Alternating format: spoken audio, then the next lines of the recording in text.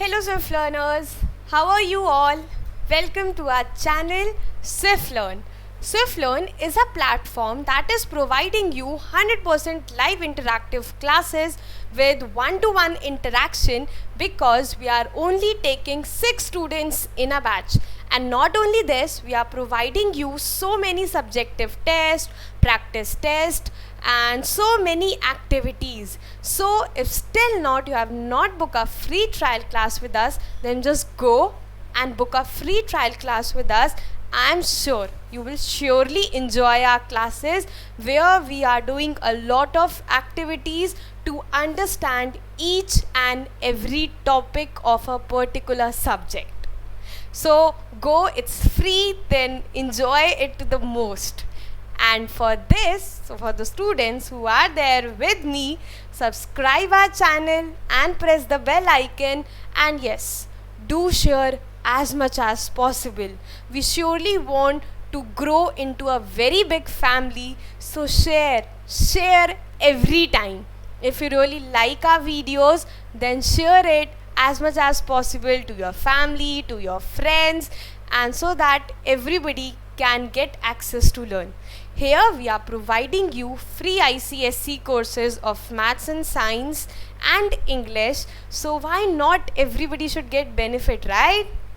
तो subscribe our channel, बहुत अच्छा लगेगा ना अगर हम इतनी बड़ी फैमिली बन जाएंगे और हम साथ में इतनी सारी एक्टिविटीज़ करके इंजॉय कर सकते हैं और हम कितनों लोगों की हेल्प भी कर सकते हैं. तो surely you will do that. And today आज हम क्या पढ़ने वाले हैं? Today we are going to study language of chemistry part 2. So जिन्होंने भी अभी तक इसका पार्ट 1 नहीं देखा है, then go and just watch it. Now we are meeting toys. अब हम ऑल्टरनेट पे भी नहीं मिल रहे हैं, अब हम 2 बारी मिल रहे हैं.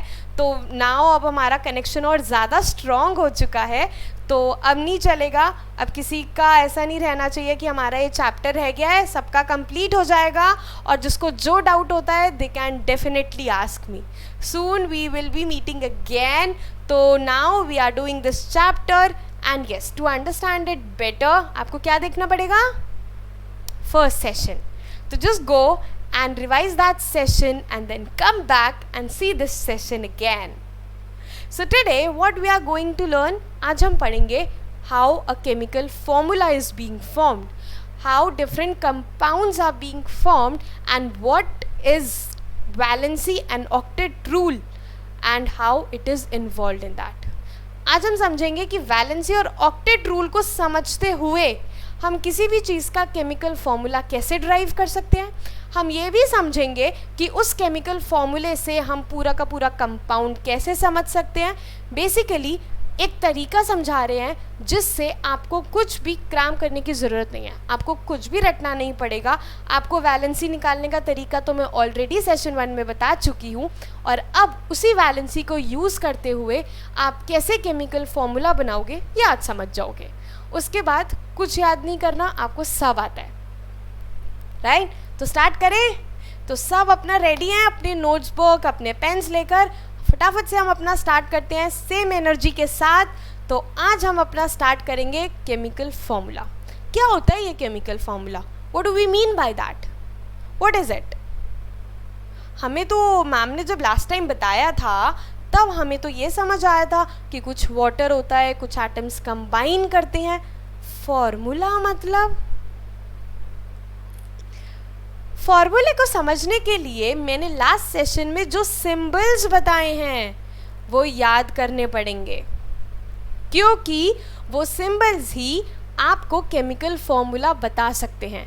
What exactly chemical formula is, here you can see, मैं कंप्लीट लिख रही हूँ. Copper sulphate is reacting with sodium carbonate to give copper carbonate and sodium sulfate. पर अगर मुझे इतना बड़ा लिखना ही था तो मैंने सिंबल्स क्यों बनाए? सिंबल से तो मेरे लिए बहुत इजी हो जाएगा, है ना? हमने सिंबल्स को यूज़ नहीं करा. दूसरा, हम यहाँ पे क्या देख रहे हैं कि 2 रिएक्टेंट्स हैं, कुछ उनके अंदर कुछ हो रहा है, कुछ अपने एटम्स का पोजीशन बदल रहा है, किसी ने किसी की पोजीशन ले ली है, तो हमें एक नया प्रोडक्ट मिल रहा है. And when we get the product we call that as equation. तो इक्वेशन क्या हुआ, जैसे आप अपने मैथ्स में करते हो, आप अपने मैथ्स में एल्जेब्रिक इक्वेशंस करते हो और एक एक्सप्रेशन आपने पढ़ा था, तो आपने पढ़ा था जब तक हम लिखते हैं 2x + 3y, right, that is an expression. मतलब मैं जैसे जैसे x और y की वैल्यू बदलती चली जाऊंगी वैसे वैसे इस पूरे आंसर का वैल्यू बदल जाएगा। बट अगर मैं आपको बोलूं कि 2x + 5 = 10, तो क्या यहाँ पर मैं x की बहुत सारी वैल्यूज़ दे सकती हूँ? नहीं, मुझे x की वही वैल्यू देनी पड़ेगी जिससे ये ट्रू हो जाए, राइट? मुझे ये चाहिए लास्ट में 10, so that becomes an equation. तो बेसिकली आई कैन से कि अगर मेरा इक्वल साइन होता है तो that becomes an equation. So here copper sulphate and sodium carbonate is giving, मतलब ये आपके जितने एटम्स हैं वो मेरे एटम्स कभी ख़त्म नहीं होते। एटम जितने हैं वो उतने ही रहेंगे, ऐसा नहीं है कि कुछ एटम चले गए, बर्बाद हो गए, टूट गए, नहीं, वो उतने ही रहेंगे। They are just changing their positions, वो सिर्फ अपने रिएक्टिविटी के ऊपर एक दूसरे को डिस्प्लेस कर रहे हैं। तो that will become an equation, जिसको हम एरो से करते हैं क्योंकि ये दोनों कंबाइन हुए तो दूसरी चीज़ बनी, राइट? सो इसको हम बोलते हैं chemical equation. And now it's quite easy to write this equation in a formula. Formula कैसे लिखते हैं? आपके पास जो भी सिंबल्स हैं आप उसको एक फॉर्मूला, जैसे मैंने लिखा ना Na2CO3, जैसे यहाँ पे सल्फ्यूरिक एसिड का लिखा हुआ है, इस तरह से अगर हम लिखेंगे ये डिफाइन करते हुए कि कौन सी चीज़ कितनी चाहिए, आई मीन टू से H2SO4 में मेरे को 2 हाइड्रोजन के एटम्स चाहिए, 1 सल्फर का और 4 ऑक्सीजन के, और ये रेशो ऐसा ही रहेगा क्योंकि ये रेशो अगर बदला तो सल्फ्यूरिक एसिड फॉर्म नहीं होगा। All atoms are combining in a fixed ratio, ये तो श्योर है, राइट? तो ये रेशो कभी नहीं बदलेगा and the way of representing it is given by chemical formula. Is that clear? Yes, chemical formula क्या हो रहा है ये समझ आया, right? So this is the basic significance of symbols that we learn that day. जो हमने उस दिन पढ़ा ना कि केमिकल फॉर्मूलाज कैसे बनते हैं, उसको बहुत इजी वे में रिप्रेजेंट करने के तरीके को हम कहते हैं वे of representing with the help of symbols. जैसे मैंने हाइड्रोजन नहीं लिखा, मैंने H लिखा, सल्फर नहीं लिखा, S लिखा, तो वो क्या है, मेरे काम को इजी बना देगा।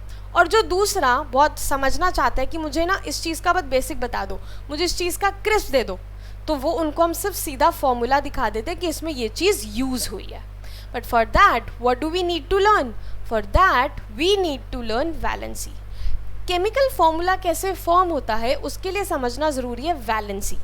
वैलेंसी इसलिए ज़रूरी है, जैसे आप एग्जाम्पल लो H2O, राइट? H2O में पता है मुझे 2 एटम्स है हाइड्रोजन के, तो 1 और 2, और एक है ऑक्सीजन का, ऑक्सीजन मैं ऐसे बना रही हूँ, ठीक है? मुझे पता है कि ये दोनों जो H2 थे ये अब इसके साथ जाकर ऐसे चिपक जाएंगे, तब ये पूरी चीज़ बन जाएगी मेरी वाटर। बट ये इसके साथ जाकर क्यों चिपक रहे हैं, उसके लिए मुझे ये देखना ज़रूरी है कि what is their capacity, what is their combining power. और कंबाइनिंग पावर से तो हमें एक ही चीज़ समझ आती है, वैलेंसी। कंबाइनिंग पावर से सिर्फ एक चीज़ समझ आती है, वैलेंसी। तो अब एक बार ही समझ लेते हैं ना कि वैलेंसी फाइंड आउट कैसे कर रहे हैं। दोबारा से रिवाइज करते हैं कि how we are finding out. तो हमने देखा ऑक्सीजन, ऑक्सीजन में क्या होता है, ऑक्सीजन को मुझे पता है कि इसमें टोटल ना इसका एटॉमिक नंबर है 8, तो इसमें पहले 2 और फिर 6। But we know according to the octet rule मेरे लास्ट में कितने एटम्स होने चाहिए, 8। तो मेरी कैपेसिटी, मेरा स्टेबल होने के लिए कितने होने चाहिए, 8। अब 6 तो है ही, कितने बच रहे हैं, 2। तो ये क्या करेगा कि 2 नहीं है मेरे पास, 2 नहीं है, तो what will take, it will take, मतलब it will accept the 2 electrons. Yes. Now takes the situation of H. H के पास कितना था 1. 1 से तो स्टेबिलिटी नहीं आती, इसको भी 2 होना पड़ेगा ना K शेल में ताकि वो कम्प्लीटली फिल हो जाए. तो अब ये क्या करेगा, जब स्टेबल है ही नहीं तो ये इसके साथ जाकर शेयर कर लेगा यहाँ पे ऐसे. जब शेयर कर लेगा तो शेयरिंग में इसको अपने 2 कंप्लीट हो जाएंगे, ऐसी एक और कर लेगा, तो इस तरह ऑक्सीजन को तो अपने पूरे मिल गए ना, है ना. ऑक्सीजन को तो अपने पूरे मिल गए, यही तो चाहिए था. इससे क्या हुआ, एक फॉर्मूला बन गया. तो हम फॉर्मूले में सबसे ज़्यादा ध्यान क्या रख रहे हैं, वैलेंसी. वैलेंसी एक चीज़ हो गई कि आपका कैपेसिटी, कि आपने गिव लिया, आपने ले लिया, जैसे हाइड्रोजन ने शेयर कर लिया. अब उसी तरह अगर मैं मैग्नीशियम की बात करूं, मैग्नीशियम में 2 पहले है, फिर 8 है, फिर 2. अभी कहता है 2 तो एक्स्ट्रा है ना, मुझे नहीं चाहिए, तो वो 2 दे देगा, मैं लेके जाओ. तो उसने क्या करा, गिव, उसने दे दिए. ये देना, ये लेना, ये शेयर करना, ये बहुत ज़रूरी है ताकि हम एक केमिकल फॉर्मूले पे पहुंच पाएँ. और केमिकल फॉर्मूला पहुंचना कोई स्ट्रैटेजी नहीं है कि हाँ हमें पहुंचना ही है. हम ये इसलिए पहुंच रहे हैं बिकॉज वी नीड स्टेबिलिटी. हमें स्टेबिलिटी चाहिए, सारे एटम्स को स्टेबिलिटी चाहिए. That's why they are happening like this. तो we have hydrogen, we have electrons. So जितने भी हमारे लास्ट शेल में इलेक्ट्रॉन्स होते हैं उनको हम बोलते हैं वैलेंस इलेक्ट्रॉन्स. वो हमें बताते हैं कि अब हमें 8 कंप्लीट करने के लिए क्या करना होगा. जैसे कार्बन की बात करूं, 4 लूज कर दे या 4 गेन कर ले, कोई फ़र्क नहीं पड़ता, तो इट विल शेयर. हाइड्रोजन की बात करूं तो 1 गेन करना बहुत मुश्किल है, so it will share, right. तो we have learned in our previous sessions that सारे शेल्स का कंप्लीटली फिल होना बहुत ज़्यादा ज़रूरी है. And Bohr only told us कि ये कंप्लीटली फिल कैसे हो सकते हैं, बाय 2n². तो K में मैक्सिमम 2 आएंगे, जिसके लिए we only have 2 things, hydrogen and helium. उसके बाद तो हमारे शेल्स और बढ़ ही जाते हैं. तो हीलियम तो वैसे ही हमारा इनर्ट है, वो तो अनरिएक्टिव है, वो रिएक्ट ही नहीं करेगा क्योंकि वो 2 है, तो वो कम्प्लीटली फिल है. इसके बाद जैसे आप यहाँ पे आर्गन पे, नियॉन पे पहुँचते हो, वो भी कम्प्लीटली फिल हो गया. पर इन सब में जो भी इससे पहले आते हैं, इसमें हमें चेक करना पड़ेगा कि 8 फिल करने के लिए ज़रूरी क्या है, राइट. तो हम हमेशा क्या कोशिश करते हैं कि हमारा शेल कंप्लीट लो. मोस्ट इंपॉर्टेंट ये है कि लास्ट शेल में 8 इलेक्ट्रॉन्स होने चाहिए, and that was known as the octet theory. So for stability we are mainly considering the 8 electrons in the last shell because that will only define if an atom is stable or not, right. फिर मैंने आपको बताया था cations और anions. Basically मैं इसको बोल सकती हूँ इलेक्ट्रोपॉजिटिव और इलेक्ट्रोनेगेटिव एलिमेंट्स. इलेक्ट्रोपॉजिटिव या इलेक्ट्रोनेगेटिव क्यों बोल रहे हैं, आप यहाँ देखो, Na के पास क्या था, कितने एटॉमिक नंबर है, 11. तो लास्ट टाइम मैंने आपको इलेक्ट्रॉनिक कन्फिगरेशन सिखाई थी, तो इट इज़ 2, 8 एंड 1 एक्स्ट्रा है क्योंकि लास्ट शेल में 8 हो जाएगा. तो ये क्या करेगा, वो कहता है ठीक है मेरे से 1 ले लो, मुझे नहीं चाहिए. इसी की जगह Cl देखो 1 2 3 4 5 6 एंड 7. तो इसके वैलेंस इलेक्ट्रॉन 7 है, तो इसको 8 होने के लिए क्या चाहिए, 1 चाहिए. तो ये इससे ले लेगा. अब या तो आप इसको ऐसे याद कर सकते हो कि जो अपना सामान दे देता है वो एक अच्छा इंसान है, तो पॉजिटिव, और जो ले लेता है वो बुरा इंसान, तो नेगेटिव. वरना लॉजिक से समझो, जितने नंबर ऑफ प्रोटॉन्स होंगे उतने नंबर ऑफ इलेक्ट्रॉन्स होंगे. तो सोडियम का एटॉमिक नंबर क्या था, 11, तो इसमें 11 होने चाहिए थे. पर जब इसने इलेक्ट्रॉन दे दिया तो इसके प्रोटॉन्स तो 11 रह गए बट इलेक्ट्रॉन्स 10 रह गए. तो कौन सा साइन ज़्यादा रहा, पॉजिटिव वाला. तो इसलिए Na कैटायन या इलेक्ट्रोपॉजिटिव एलिमेंट हो जाएगा. सिमिलरली Cl ने पहले इसके पास 17 थे, पर Cl को 8 पूरे करने थे क्योंकि इसके पास प्रोटॉन्स भी 17 थे, तो ये एक गेन कर लेता, तो इसके प्रोटॉन्स तो 17 रह गए बट इलेक्ट्रॉन्स इसके हो गए थे 18। तो कौन सी चीज़ ज़्यादा हुई? माइनस वाली। तो Cl माइनस, क्योंकि एक ही लिया तो 1, यहाँ पे 1 ही रिप्रेजेंट करता है इसका वैलेंसी। अगर सपोज 2 लिए होते तो मैं इसी के आगे +2 लगा देती, ठीक है, राइट। तो जब इसने इसको दे दिया कि ठीक है तू रख ले, तो इसने कहा कि ठीक है तेरी मेरी दोस्ती, तो वही इन्होंने अपना एक केमिकल, इन्होंने एक बॉन्ड बना लिया, राइट। तो इसी को हम कहते हैं केमिकल फॉर्मूलाज। आपके अपने बुक्स में you have the table to represent it, अगर नहीं भी है तो you can have a screenshot of it, जिसमें कुछ जो मेन आपके एलिमेंट्स यूज़ होंगे उनका वैलेंसी दे रखा है। वैलेंसी से ही आपको समझ आएगा कि उनका आयन क्या है। इसका मतलब Na+ का मतलब है इसका 1 है, इसका भी 1 है, यहाँ इन सब का 2 है तो इसका वैलेंसी 2 होगा, यहाँ पर ये 3 होगा। आप देख रहे हो Fe2 भी और Fe3 भी है, मैंने बोला था ना लास्ट टाइम वेरिएबल वैलेंसी, वो चीज़। अब देखो वैलेंसी इसका भी 1 है और इसका भी 1 है, पर दोनों में फ़र्क है। ये कैटायन है, मतलब ये अपना इलेक्ट्रॉन देगा, और ये एनायन है जो हमेशा इलेक्ट्रॉन लेगा। ऐसे है, 1 वैलेंसी तो सेम है पर इस बात का फ़र्क पड़ेगा। तो they are my non metals, they are my metals. And then we have some polyatomic. Polyatomic का मतलब है जैसे आप यहाँ देखो, नाइट्रोजन भी है और हाइड्रोजन भी। वैसे नाइट्रोजन अलग है, पर जो मिलके बनाते हैं और फिर उन पर एक साइन होता है, that is polyatomic ions. Poly का मतलब होता है मैनी। तो जब many atoms are joining together and then they have a charge, that is polyatomic ions, right. यही चार्ज मेरी हेल्प करते हैं to form a chemical formula. कैसे समझ लेते हैं, कैसे, इतना डिफिकल्ट थोड़ी ना है। Let's understand how it is happening. हमें क्या करना है, हमें बेसिकली एक इस टाइप से वैलेंसी लेना है। हमारा मेन मोटिव ये है कि हमें वैलेंसी इस तरह से लेना है ताकि वो बैलेंस हो जाए। मतलब जब मेरा एक कंपाउंड बने तो उस पर कोई चार्ज ना हो। तो हमें हमेशा रखना है एक मेटल होगा एक नॉन मेटल होगा, क्योंकि unlike charges always attract, and that's for metal and non metal, एक प्लस एक माइनस, ठीक है। तो जिस केस में हम हमेशा मेटल को पहले लिखते हैं और नॉन मेटल को बाद में, ये बात ध्यान रखना। दूसरी चीज़, जो भी हम मेटल को यूज़ करते हैं उसके आगे देखो आइड लग जाता है। तो हम ऐसे नहीं बोलेंगे कैल्शियम ऑक्सीजन, हम बोलेंगे कैल्शियम ऑक्साइड, वो आइड हो जाएगा। तो this is the way of writing it, जो हम उसको ऐसे बोलते हैं कि हमें ऐसे बोलना है, राइट।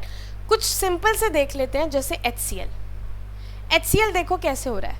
HCl का अगर आप अपने स्क्रीनशॉट से वैलेंसी देखोगे इट्स 1 और Cl का माइनस, क्रॉस मल्टीप्लाई करो, H के आगे 1 आ गया और Cl के आगे भी 1, यहाँ पे प्लस और माइनस नहीं लगाना, तो क्या बन गया HCl। समझ आया कैसे हो रहा है? तो इसके ये तो सबको समझ आ गया, तो अब तो हम कोई भी बना सकते हैं, है ना। देखो जैसे वी हैव मेड H2S, तो सल्फर का वैलेंसी है 2, तो जब ये इधर गया that means 2 hydrogen are required with 1 sulfur to make a compound, right? Then we have carbon chloride. Carbon chloride, tetrachloride क्यों? क्योंकि 4 Cl लिए, तो 4 इधर चला गया ना, समझ आ रहा है? That is carbon tetrachloride. Now for that we can have MgCl2। अब देखो ये ना वही चीज़ है, जैसे Mg का वैलेंसी क्या है 2 और Cl का 1, क्रॉस मल्टीप्लाई करो क्या बनेगा MgCl2। मतलब एक मैग्नीशियम 2 क्लोरीन की हेल्प कर रहा है स्टेबल होने के लिए। कैसे? क्लोरीन के पास कितने हैं 7। अच्छा एक चीज़ ध्यान रखना, आपको इसको हमेशा पेयर में ऐसे बनाना है, ऐसे मत बना देना 1 2 3 4 5, क्लॉक नहीं बनानी है, पेयर में ही बात करनी है, क्योंकि 8 से ज़्यादा तो वैसे भी नहीं हो सकते, ठीक है। तो इसके 7 हैं, इसको कितने चाहिए 2, 1 चाहिए, तो मैग्नीशियम के पास तो वैसे ही 2 एक्स्ट्रा थे, तो एक इसने एक Cl को दे दिया और इस Cl को, तो इनका बॉन्ड क्या हो गया? स्ट्रॉन्ग, मजबूत। ठीक है, so that is the electron dot structure, जिसमें हम वैलेंस इलेक्ट्रॉन शो कर कर ये बताते हैं कि कैसे बन रहे हैं। Yes, then we have aluminium oxide. अब एल्यूमिनियम का वैलेंसी क्या होता है? 3, oxygen 2, cross multiply. Electron dot structure अब तो आप सब बना सकते हो, राइट? आपको बस इलेक्ट्रॉन ऐसे बांटते हुए चल रहे हैं कि ये तेरा, ये तेरा, ये तेरा, आप समझ जाओगे कैसे बनाना है। ठीक है, राइट? और कुछ एग्जाम्पल्स देखते हैं। अभी हम कहीं जा रहे हैं, अभी हम बहुत सारे एग्जाम्पल्स देखेंगे। We have calcium oxide. Calcium oxide is, देखो दोनों में 2 है, तो हम ऐसे नहीं लिखेंगे C2O2, हम पूरा लिखेंगे CaO, क्योंकि 2 गेट्स कैंसल्स आउट। हम रेशो चेक करते हैं। Then we have Na and NO3, तो हम इसको 1 करके नहीं लिखेंगे, वो NaNO3 ही रहेगा। ठीक है, देन वी हैव CaOH। अब OH है तो इसका मतलब पूरे पे ट्वाइस आएगा, क्योंकि 2 उधर जाना था ना। ठीक है, तो जब एक से ज़्यादा मतलब पॉलीएटॉमिक आयन्स होते हैं तब हम ब्रैकेट्स का यूज़ करते हैं, अगर आपको नीचे सबस्क्रिप्ट पर कुछ लिखना होता है, राइट?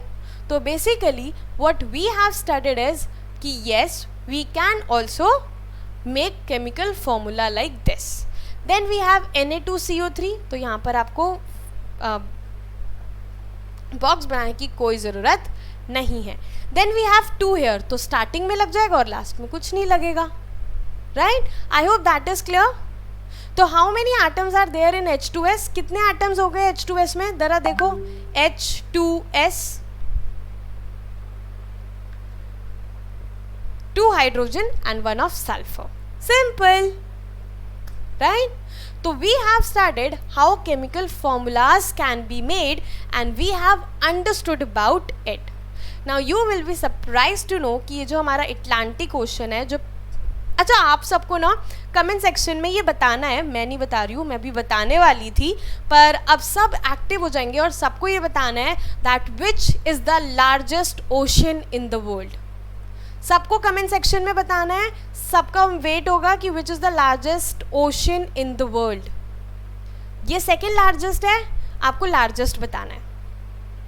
ठीक है, तो आप जो टोटल एरिया होता है, जैसे कॉन्टिनेंट्स का जो है एशिया, अफ्रीका, जिसके पास अटलांटिक ओशन है, वो फिर भी 20% एरिया ऑफ द अर्थ लेता है। ठीक है, तो उसमें हम जैसे बोलते हैं ना पानी में नमक, तो उसमें बहुत ज़्यादा नमक हम मिला सकते हैं। So what we have learn today that how with the help of valency and octet rule we can formulate a chemical formula. ठीक है, तो everybody will keep trying all these chemical formulas. सब उसको रिवाइज कर सकते हैं, समझ सकते हैं कि ये कैसे हो रहा है, and everybody will be able to do it. I am so sure with all my swift learners. So be prepared with all the valencies. You have the table also.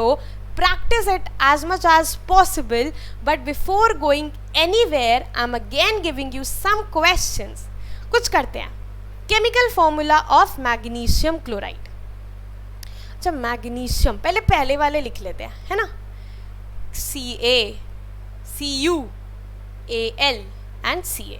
ठीक है, क्लोराइड Cl। अब मुझे कैसे पता चलेगा क्या है? Magnesium का वैलेंसी 2, इसका 1, तो इसका मतलब 2 किसके साथ आएगा? इसके साथ। Oxygen is 2 but calcium is also 2, तो CaO। ऐसे आप डायरेक्ट कर सकते हो। Nitrate 2, chloride but this is 3, तो AlCl 3, calcium carbonate CO3 2 minus, तो CaCO3। नाउ दिस ज़्यादा टाइम भी नहीं लगता, you know the chemical formula. तो मैंने भी ये क्यों कैसे कर लिया? क्योंकि मुझे वैलेंसीज याद थी। वैलेंसीज याद रखोगे तो डेफिनेटली आप उसको खुद भी कर सकते हो। इट्स नॉट दैट डिफ़िकल्ट, आप उसको कर सकते हो, पर वैलेंसी याद रखो। वैलेंसी खुद डिराइव करना सीखो, जैसे मैंने आपको लास्ट सेशन में कराया है। आई एम श्योर आप उसको कर लोगे, and we will be back again soon. We will be meeting again, but don't go, you don't forget, you have to subscribe our channel, Press the bell icon to never to miss any update we are giving you. Do like, comment and share as much as possible.